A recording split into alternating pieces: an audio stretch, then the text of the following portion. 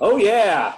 Welcome to Prepapalooza. I'm Phil Friend on the right side of your screen. On the left side of your screen, Lansing State Journal's high school sports reporter, Brian Calloway. Brian, somehow, some way, we are here, week one of the high school football season. Sound those air horns on your end. Bam, bam, bam, bam, bam. Did you get that ready to go for us or no? I didn't have it, man. Oh, what a failure. What a failure. Well, like I said, somehow we got here, week one, high school football. Brian, I mean, we saw everything go back and forth so much with the MHSA when it came to we are playing, but we're taking precautions or, X, Y, and Z step, and then they're not going to play. It's going to be in the spring. And then now we're back in the fall. I mean, did you think we get to the point where we're playing week one here and we're recording on Tuesday afternoon, 3 days from now? No, man, I definitely did not think that we would get to this point. I mean, it's kind of been, like you said, a very whirlwind of an off season. Just kind of with everything that surrounded COVID-19 and just, with them starting practice on August 10th. And then, by the end of that week, the season was, postponed to the spring, and just the weeks that followed within as well, too, with not just football, but some of those other sports being up in the air as well, too. So the fact that we're here getting ready to talk about the opening week of football games is just kind of crazy to me. Yeah. We could spend an hour talking about, what our thoughts are about COVID, the way MHSA handled it, Governor Winter's eventual decision on it all. But we will not. I think we kind of want to talk and focus on the games. I think that's kind of what people want to listen to. Having said that, we will talk about at least one COVID-19 related news story first, and that is the Lansing School District's decision. They were one of the first school districts, not the first school district in the state, to announce that they were not going to have fall sports because of the coronavirus. And then when the MHSAA eventually decided they were going to allow the sports, the Lansing School District was the only one to not revert, one of two school districts in the state not to reverse this decision. We saw East Lansing, we saw Holt, we saw Okemos all reverse their original decisions not to play fall sports. I mean, can you provide any insight onto why the Lansing School District, which has three high schools, Everett, Eastern, and Sexton, insight into why the school district decided not to play this fall? I think with the Lansing School District, they were just very, like you said, I mean, they were taking a very cautious approach from the very beginning there. I mean, they were, like you said, they were one of the first schools. I mean, it was a Thursday before practices started, and they announced that, they weren't going to have any fall sports or extracurricular activities at all. So, once the MHSAA kind of reversed course earlier this month, I'd kind of reached out to, one of the spokespersons for the Lansing School District and, kind of trying to pick their brain to see if, Lansing School District might be trying to weigh some changes. And I was told, then that they definitely weren't going to change on the contact sports. And then, we found out a few days later that they didn't want to change on the non-contact sports as well, too. So I just think with the Lansing School District, they've just been really cautious from the beginning. Just kind of trying to follow all the orders that the governor has put forth as well, too. And also, I mean, one of the orders, when the governor did announce that these fall sports would be allowed.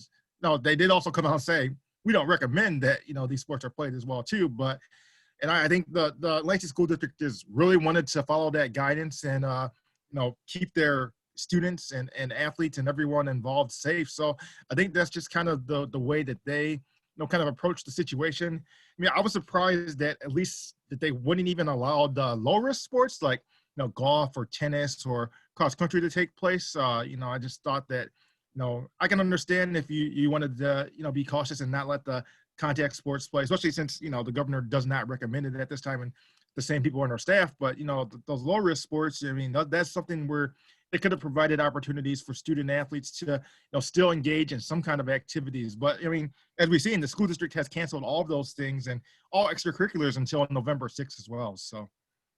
Yeah, I kind of hoped or thought that the protest, they had a little protest when it was first, and the LSD first announced that they were not going to have fall sports, but at least have some sort of effect. I know also that the Everett coach, Gilo Kent, has really been kind of out there on Twitter a little bit, kind of expressing that he would like to see, everybody back playing and whatnot. So at least from the players' perspective, it is definitely disappointing that they're like the only school district outside of the Detroit private schools that are not going to play this fall. Yeah, it is too. And, if they weren't going to play this fall, I mean, they kind of had set up with the spring, with some of those other schools they had agreed not to play that, they were going to be able to, play a little football in the spring. But I mean, now they pretty much have lost, all of those, potential games that they could have had in the spring with, Okemos and Hazlitt and East Lansing, the whole all reversing course and deciding to play football, this fall. So that just kind of robs some more opportunities. Say they do even, try to have the sport in the spring.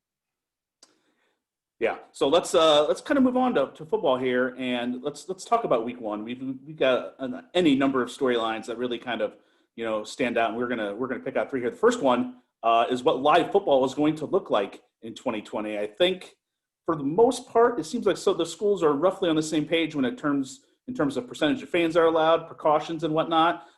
Brian, what are kind of your thoughts about how everything's will look, whether it's the percentage of fans, players having to wear masks while they're playing and on the sidelines, and how you think all that's going to go?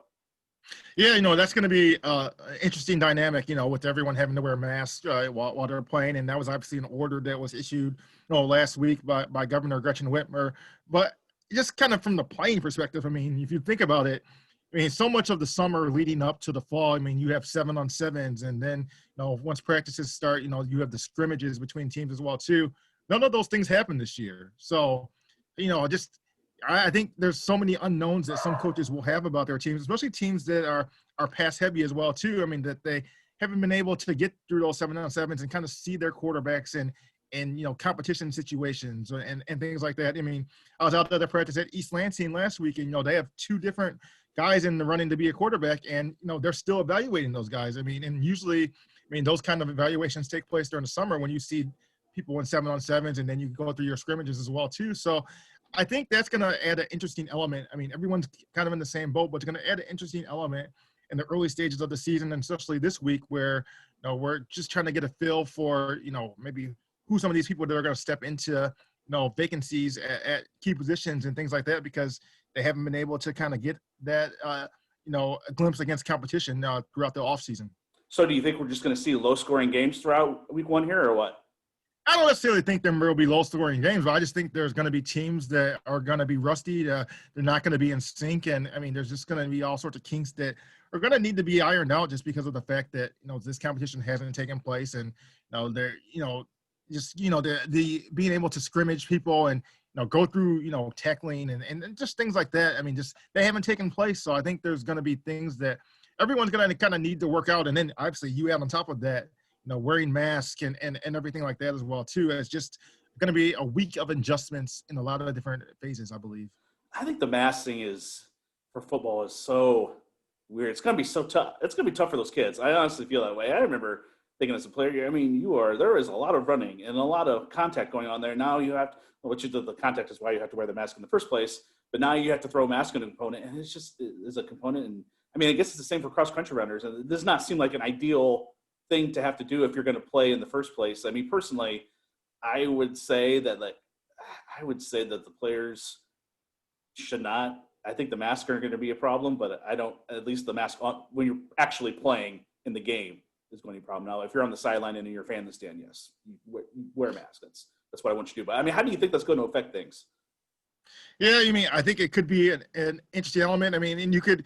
I mean, I've seen the argument too. Like, say you're going for a long run or something like that, and then like some way, your mask, kind of gets jarred or something like that. I mean, I think there's all sorts of problems that could arise there by, with mask being in play. But I think too, given the circumstances and everything, I mean, I think most players would, gladly play with the mask for the fact that they are able to have a season. But like you said, I mean, I played soccer in high school in the fall, and that's quite a bit of running around, and I couldn't imagine, kind of, being running around the soccer field and having a mask on for, a full game.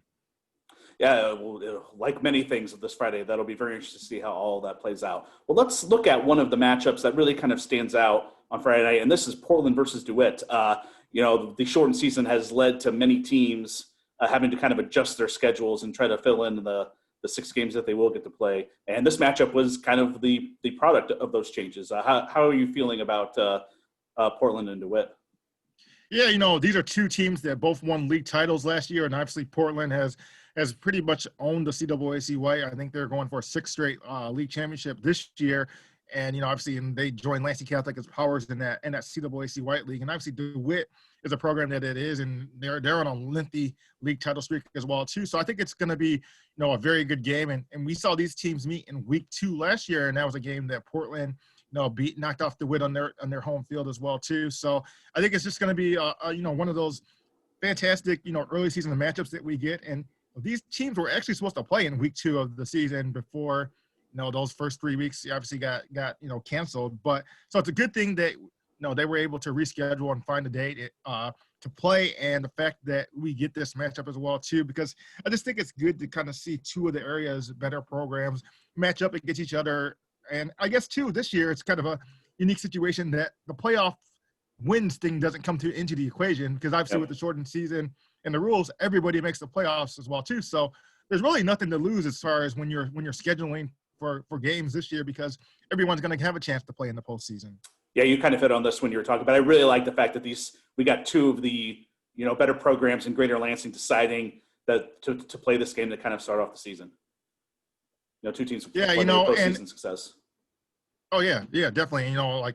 DeWitt back-to-back trips to the Division III state semifinals. Obviously, Portland reached the state championship game in 2018 as well too. So when you get quality matchups like this, and there's a number of them that are going to be taking place, later on down the line as well too. When you look at like Mason and Lansing Catholic in the second to last week of the season, and Lansing Catholic and Pewamo, Westphalia, the 2 state champion teams from last year as well too.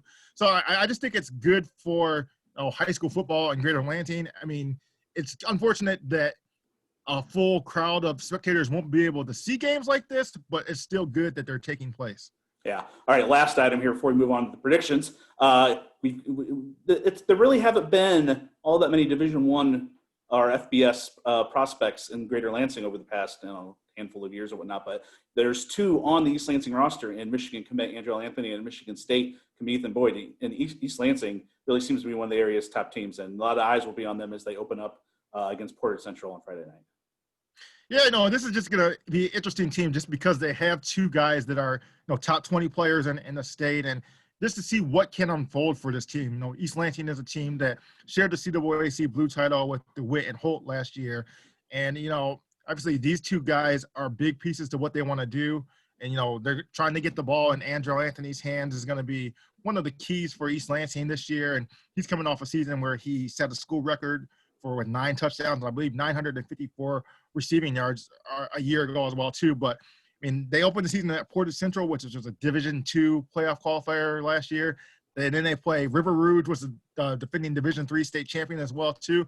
So there's 2 big tests for them, right off the bat, and also trying to break in a new quarterback to replace Sam Bush, who is now in the Michigan State baseball program as well too, and he has to replace a key linebacker as well too. So there's some holes for them to fill at some key spots, but I mean, with some of the talent that they have, and obviously starting with those 2, I mean, a lot can be expected of this team. It'll be interesting to see what kind of noise that they can make possibly in Division II, which is a division up from what they've been in most of the recent past.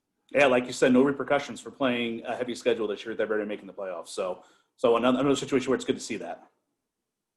For sure. All right, well, before we move on to your week 1 picks here, Brian, I want to apologize to everyone for not getting my background as great as Brian did, trying to reproduce the Prepapalooza room in our office. So I want to give you a shout out for that, and I apologize to the world for my failures in that regard. Hey, but you have the Chicago Cubs World Series thing in the background, so right.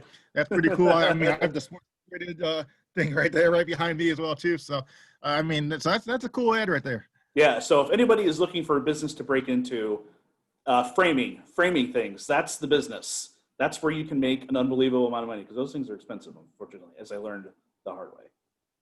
All right. Well, let's move on to our week 1 picks here. First up, Pewamo, Westphalia at Langsburg. Yeah, Pewamo, Westphalia, they've been the dominant team in the CMAC the last several years. The defending state champions, and they're favored again in the CMAC. I like Tanner Worth and the Pirates to open the season with a win here. All right, Portland at DeWitt. Again, a rematch from week 2 matchup of the last year of 2 powerhouse programs. I like DeWitt at home. I mean, DeWitt's got some key pieces back, and they have a lot more back than Portland does. Portland did lose a lot from last year. St. John's at Grand Ledge. Yeah, it's an interesting game right here. I think a product of teams trying to find games. I'm gonna go with St. John's in this game. Brock Miller is one of the top rushers in the area back, and I think he's gonna have another big season for St. John's. Mason at Hazlitt.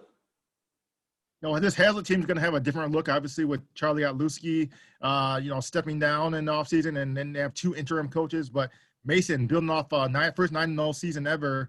I like them to start the season with a win here. Eaton Rapids at Lansing Catholic. Lansing Catholic, defending Division 5 state champion.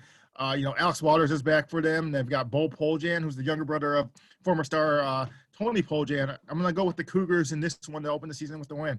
Williamston at Fowlerville. I think this is going to be a very good game and could go either way. Fowlerville was a team that took a big step forward last year, getting into the playoffs for the first time since 2016 and then get into a district final. I'm going to go with the Gladiators in this one at home. All right, Waverly at Okemos. This is another interesting game between 2 teams that were in the bottom half of the CAAC Blue last year. Okemos was plagued by some injuries last year at times, and Jeremiah Salem, their quarterback, was one of those guys that got injured early. I'm going to go with Okemos at home to win this game here. Ionia at Charlotte. Ionia's under the direction of a new coach. Charlotte's in the second year of under Coach Mike Sparks there. So 2 teams trying to, get into new programs here. I'm going to go with Ionia in this one. They have a quarterback back and some other guys back on offense as well, too. So got the Bulldogs in this one. Fowler at Potterville. Now, this Potterville team is trying to I believe it's an 18-game losing streak. And, their coach Matthews is optimistic about this season and thinks they can do some things. But they're going up against a Fowler team that reached the Division 8 semifinals last year. I like Fowler in this one. And last but not least, Dansville at Bath. Dansville, Riley Hawkins is back for them. And Bath's got some guys back as well, too. But I'm going to go with the Aggies on the road to get a win here. Well, I hope everybody enjoyed my lo-fi graphics for Brian's pick since we do not have the access to what we were doing a little bit last year. So expect more of that in the next coming weeks. All right, moving on here. Football is not the only thing given the go-ahead earlier this month. As athletes and volleyball, boys soccer and swimming got clarity and we're allowed to proceed with seasons. That gives us a full fall season with plenty of big-name athletes in a number of sports. Who are some of the athletes to keep an eye on outside of football there, Brian? So we got Zach Kelly, the whole goalkeeper in soccer, and he was the guy that earned all-state honors last year. He's actually committed to Michigan State as well, too. So he's kind of flashed his talent the last few seasons. And then I've got Landon Hungerford, from DeWitt. He was an all-state soccer player last year, helped the Panthers win a district title. And DeWitt's kind of, expected to be one of those front runners in the CAAC Blue this year. And he's one of the reasons why. So I think he's definitely someone to watch out for. And on the volleyball side, Lakewood volleyball, always tough. Yeah, coming off another, state runner-up finish. They annually make it deep into the volleyball postseason. And a pair of Michigan State commits, Aubrey and Meredith O'Gorman, are 2 of the big reasons why that they've had the success. And, like I said, both of these girls are going to Michigan State. Aubrey's a senior, Meredith is a junior. Okemos tennis is always one of the area and the state's powerhouse programs. And they've got a kid back this year who is also playing tennis at MSU next year. Yeah, Josh Portnoy, and you just, Phil, you just did a story on him last week as well too, and caught up to, what is life like as a 5-star tennis recruit. And he's a guy that didn't actually play tennis last year for Okemos. He kind of focused on, traveling and competing in tournaments, but he's definitely a good get back for our Okemos team that is always loaded with talent. Yeah, and then on the girls' golf side, reigning state champ Allison Swee. Yeah, Allison Sway, it was Miss Golf last year as well, too. And this Okemos girls golf team is obviously perennially kind of been one of the top programs in the state. And obviously she's only a junior as well and won Miss Golf as a sophomore. So that just kind of speaks to the talent that she has.